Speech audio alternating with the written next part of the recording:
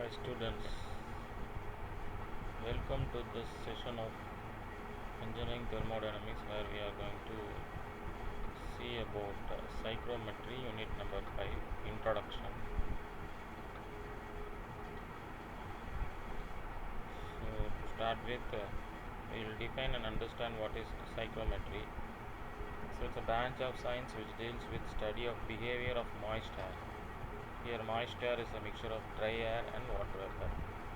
So this concept is called psychrometry. So in atmosphere naturally we have air as well as water vapor mixture. So the study of atmospheric air is also called as psychrometry. Application in processing industry and in air conditioning. So that is about psychrometry application. So we have listed out so many properties that are being used in this chapter. First one, dry air. The air without moisture or water vapor is known as dry air.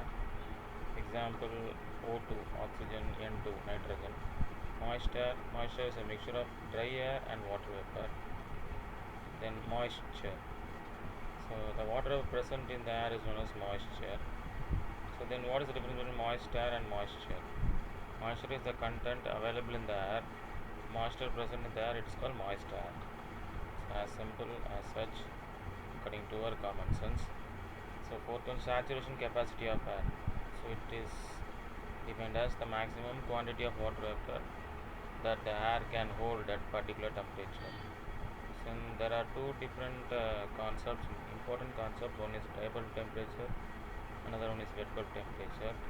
So temperature as recorded by ordinary thermometer is known as dry bulb temperature, whereas wet bulb temperature, it is the temperature measured when the thermometer bulb is covered with a wet cloth. In especially the measurement of temperature is with rapidly moving air. So wet bulb temperature is different of its kind, and we will let you know what is wet bulb temperature, the difference with the ordinary temperature in the succeeding discussion. Then wet bulb depression. So it is given by dry bulb temperature minus wet bulb temperature. Dew point temperature, the temperature at which water vapor present in the air begins to condense, that's called dew point temperature. Then there is one dew point depression. It is again a difference between dry bulb temperature and dew point temperature. So for saturated air, dry bulb temperature will be equal to wet bulb temperature, WBT will be equal to dew point temperature, DPT. So therefore wet bulb depression and dew point depression will be 0. So for moist air, that is the relative humidity, phi is the notation for relative humidity, is between 0 to 100%. There this condition prevails. Dry bulb temperature is greater than wet bulb temperature is greater than dew point temperature. See specific humidity. So based on this explanation about dry bulb, wet bulb, we will go to another concept called humidity. The process of making the air wet, that's called humidification. Here there are two such humidity going to be discussed and taken into account. One is specific humidity, it is otherwise called humidity ratio or moisture content, represented by W, or sometimes in some textbook it is pronounced as omega. So it is a ratio of mass of water vapor by mass of dry air. So unit is kilogram of water vapor by kilogram of dry air. The formulation is 0.622 PV, that is partial pressure of water vapor, divided by PB, that is barometric pressure, that is atmospheric pressure or total pressure, minus PV, partial pressure of water vapor. Then another thing, degree of saturation or saturation ratio mu.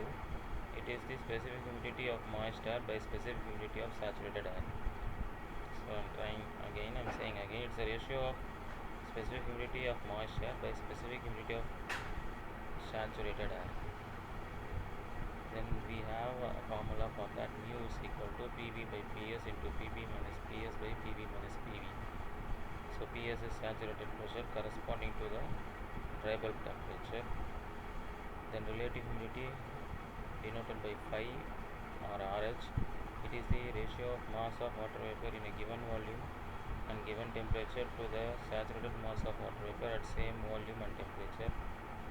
Formula phi is equal to mv by mvs or pv by p saturation.